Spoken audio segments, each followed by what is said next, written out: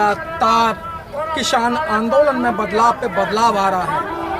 पहले कुछ महिलाएं कम दिखाई देती थीं, लेकिन जब से 28 तारीख से राकेश टिकैत जी के आंखों में जो आंसू आए और आंसुओं को देखा, उस मंजर को देखते हुए महिलाओं ने भी अपने घर से दौड़ लगाना शुरू कर दिया। और गाजीपुर नहीं, सारे जितने भी दिल्ली के आसपास के जो रोड हैं वहाँ बड़ी पैमाने पर वहाँ महिलाएं जा रही हैं। हमारे बीच में महिलाएं, क्या नाम है मैडम आपका? मेरा नाम रीना चौहान है, मैं दिल्ली से रहने वाली हूँ और वैसे यूपी से मैं बिलोंग करती हूँ, जिला एटा से। रीना जी, आप लोग यहाँ क्यों आए हैं? अपने हक की लड़ाई लड़ने के लिए आए हैं। अपने हक की लड़ाई लड़ने के लिए आए हैं। तो ये हक की लड़ाई तो किसान लड़ रहे हैं, तो महिलाओं का क्या हक है? तो हम भी तो किसान की बेटियां हैं और हमारे जब भाई बैठे हुए हैं उनके ऊपर ये गोलियां चला रहे हैं तो हम घर में कैसे चुप रह सकते हैं? और जो हमारे गार्जियन है वो रोड पर लाठियां, ये बीजेपी के जो विधायक हैं वो हमारे बुजुर्गों पर लाठियां चला रहे हैं, तो हम कब तक शांत बैठे रहेंगे? शायद मोदी जी की यही भूल थी, इसीलिए वो बोल रहे थे कि लेडीजें और बच्चे और बुजुर्ग घर में रहें। क्या इतने हम बुजदिल दिखाई देते हैं जो कि हम सरकार का मुकाबला नहीं कर सकते? और सरकार अगर हम बना सकते तो गिरा भी सकते। और ये इनकी गलतफहमी है कि इसमें लेडीजें भाग नहीं ले सकती।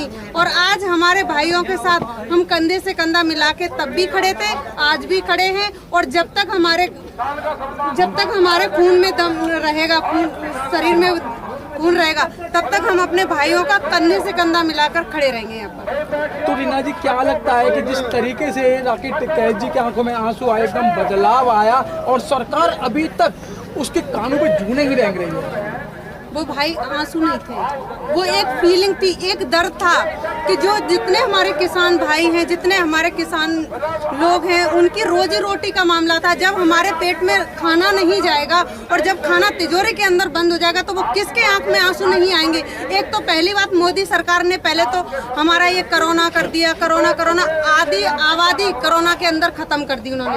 और दूसरा, अब ये तीसरा बिल लाकर, इन्होंने 3 बिल जो काले कानून लाकर आधी आबादी को खत्म करने वाले। तो अब इनकी क्या, जो हमारे ऊपर थोपते रहते हैं कि हर चीज मानते रहेंगे?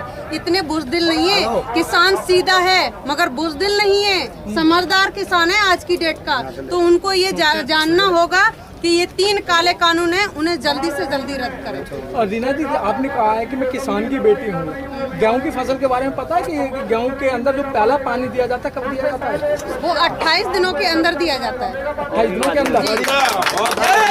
तो दिल्ली में रहते हैं और सरकार ये कह रही है कि ये तो अनपढ़ गंवार लोग हैं, इन्हें किसान नहीं है, ये तो कोई कहीं से आगे बैठा दिया है। 400 रुपए दिए जा रहे हैं, आपको 400 रुपए दिए बैठाने के? मोदी सरकार के लिए आप किसान के किसी भी लीडर को मैं चैलेंज करती हूँ, मैं किसान की बेटी हूँ, सरकार के हर लीडर को मैं चैलेंज करती हूँ, आके मेरा मुकाबला करके देख ले। चाहे तो फावड़ा चलाने में, किसी भी तरीके में आके मेरा गेहूं, कुछ भी खेती का काम कराने का आगे मुकाबला कर ले मेरा। और अगर वो मेरे से अगर 10% भी कम रह जाता है ना तो मैं यहाँ आना छोड़ दूंगी। अगर वो रह गया तो वो अपनी राजनीति जिंदगी भर की करना छोड़ दे। अगर तैयार हो तो आए। तो पहला पानी जो 28 दिन में लगता है? बिल्कुल। और कटता का फसल कटती का? ये 5 महीने के अंदर कट जाती है, जो गेहूं की फसल होती है 5 महीने के अंदर कट जाती है अपनी फसल, क्योंकि नवंबर में बोई जाती है और ये फरवरी मार्च में। अच्छा मैडम, स्मृति ईरानी इसी बिल को लेके गले के अंदर प्याज लेके घूमती थी, कभी गोगियां हाथ में लेके घूमती थी, कभी सिलेंडर कंधे पे लेके घूमती थी, लेकिन आज स्मृति ईरानी का कोई बयान नहीं आ रहा है। तो अब उनके हाथ में गोभी सिलेंडर रहा कहाँ है? क्योंकि उन्होंने अदानी के हाथ में तो सिलेंडर दे दिए, अदानी के हाथ में सिलेंडर दे दिए, सारा गैस एजेंसियां हैं, सारा अदानी के हाथ में दे दिए। और जो अब जो खेती किसी कानून है वो सारे क्या कहते हैं जियो वाले को दे दिए। तो अब उनके हाथ में रहेगा। अब तो किसानों के हाथ में था तो वो ले लेके बजाती रहती थी चूड़ियाँ, कभी गोभी कभी मटर खाती रहती थी। अब कहाँ से आएगी? अभी तो उनको देखते जाओ, अभी तो कम से कम कुर्सी तो है, कुछ दिन बाद उनके अंदर से कुर्सी भी खिंच जाएगी।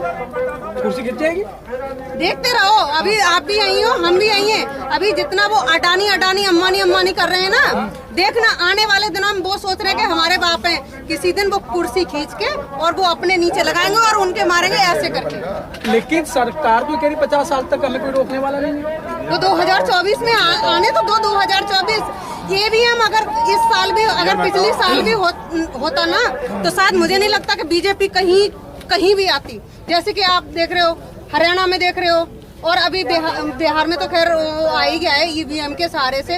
और भी आप जगह अगर ईवीएम हटा दो, अगर मैं बोलती हूँ अगर क्या कहता है आ जाए तो बात करें, चैलेंज देते। अच्छा, जिस तरीके से देखा जाए ये सरकार जो है इंटरनेट बंद करके, जिस तरीके से सिंधु बॉर्डर की बात करें, टिकरी बॉर्डर की बात करें, गाजीपुर बॉर्डर की बात करें, जो लोग यहाँ से बॉर्डरों से जो है अपना मैसेज देश और दुनिया को पहुँचाना चाहते हैं, सरकार इंटरनेट बंद करके आंदोलन को कुचलने का काम कर रही है। क्या कहेंगे इस बात को लेकर?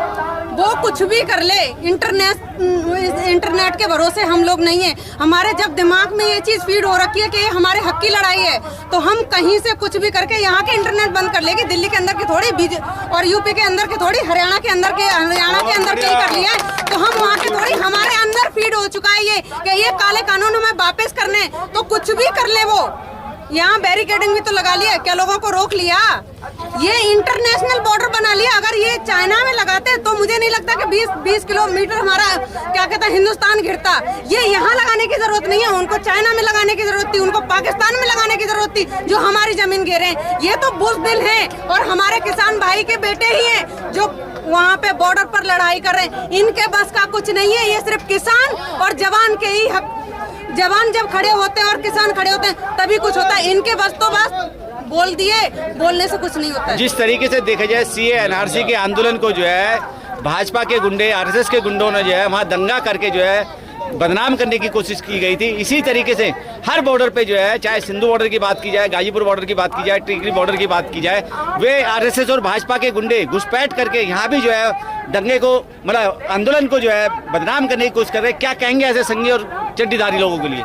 भाई जिस दिन ये 28 तारीख का हादसा है, मैं यहीं पर थी। हाँ, तो कुछ बीजेपी के गुंडे थे और 2 विधायक थे, तो यहाँ आके हमारे जो बुजुर्ग लोग हैं उनको गालियां दी और मतलब लाठी चलाने का भी उन्होंने कोशिश किया और पगड़ी वगड़ी भी उछाला। हाँ। तो ये नीच हरकत सिर्फ बीजेपी वाले लोग कर सकते हैं, ना तो हमारे किसान भाई कर सकते हैं, ना हमारा कोई हिंदुस्तान का एक भाई भी कर सकता है। ये सिर्फ जो क्या कहते हैं, जो आरएसएस के जवान होते हैं ना, आरएसएस के अंधभक्त होते हैं ना, वही कर सकते हैं। हमारा भाई तो इसमें ऐसा कोई है नहीं। यहाँ पे इतनी लेडीजें घूम रही हैं, कोई भाई ने आज तक कोई एक वर्ड बोला हो गलत किसी को या गलत नजर से देखा हो। ये वो मन की बात बोलते हैं ना, अरे तुम हमें 3 महीने से हमारा ये आंदोलन चल रहा है, हमारे मन की बात कब सुनोगे? तुम अपने मन की गाए जा रहे हो, हमारे मन की भी सुनो कि अपने मन की हमारे ऊपर थोपते हो तुम लोग। हमारे मन की सुनो, जो हम किसान क्या कहना चाहते हैं। नहीं, जिस तरीके से उन्होंने जो है जो केंद्र की सरकार है अपने आप को कहीं ना कहीं गिरवी रख दिया है, अडानी के यहाँ, अंबानी के यहाँ, और पौने 2 आंख वाला जो है जिसको कहते हैं लाला रामदेव। तो आपकी बात कैसे मानेंगे फिर वो? जब किसान अपनी पर आता है तो अच्छे धराशायी होते हैं, और जब रावण की भी अति नहीं रही तो ये तो है क्या? ये तो है क्या? ये भी इनका भी थोड़ा सा दिमाग चढ़ा हुआ, वो भी धीरे धीरे आएगा। इनको इतना डर लग रहा है, मैं दिल्ली के अंदर से आती हूँ, उत्तम नगर से। हाँ। इनको इतना डर अंदर से भय, वो उनका भय मुझे दिखता है कि हर जगह पे छोटी बैरिकेडिंग लगा रही है। ये भय नहीं है तो और क्या है? इतना डर है तो आके यहाँ बात कर लो। हम भाई लोग सारे तैयार हैं बात करने के लिए, हम तैयार हैं। हमारे कानून रद्द कर दो, हम अपने घर चले जाए। तुम्हें डरने की बात क्या है? हम तो नहीं डर रहे ना। किसान नेताओं ने 6 फरवरी का भारत बंद का आह्वान किया है, आपकी क्या तैयारी रहेगी? क्या इस देश की महिलाएं भी उसमें भागीदारी निभाएंगी? बिल्कुल सबसे आगे। जिस तरीके से 26 जनवरी के दिन महिलाएं सारी आगे थी, उसी तरीके से 6 मार्च को भी महिलाएं आगे रहेंगी। 6 फरवरी को महिलाएं आगे रहेंगी, उसमें कोई दो राय नहीं है। आप खुद एक जो है मतलब सोशल एक्टिविस्ट हैं, समाज के लिए काम कर रहे हैं, लोगों को जगाने का काम कर रहे हैं। अगर कुछ मैसेज की बात की जाए इस किसान आंदोलन से लोगों को जोड़ने के लिए, तो क्या कहना चाहेंगे देश और दुनिया के लोगों से? मैं यही कहूंगी कि जो मेरी माताएं बहनें घर के अंदर बैठी हैं, अब बहनों वो घर वाले छोड़ दो। घर अगर तुम्हारा रोजी रोटी रहेगी तभी तुम्हारा घर चलेगा। जब रोटी नहीं रहेगी तो घर बैठ के करोगी क्या? इससे बढ़िया है रोटी छीनने से पहले यहाँ आके बैठ जाओ। यही मैं आपको सबको निवेदन करती हूँ कि बहनें मेरी ज्यादा से ज्यादा आए और हम भाइयों का और जो हमारे गार्जियन बैठे उनका सहयोग करें। चलिए, बहुत बहुत धन्यवाद। Press the bell icon on the YouTube app and never miss another update.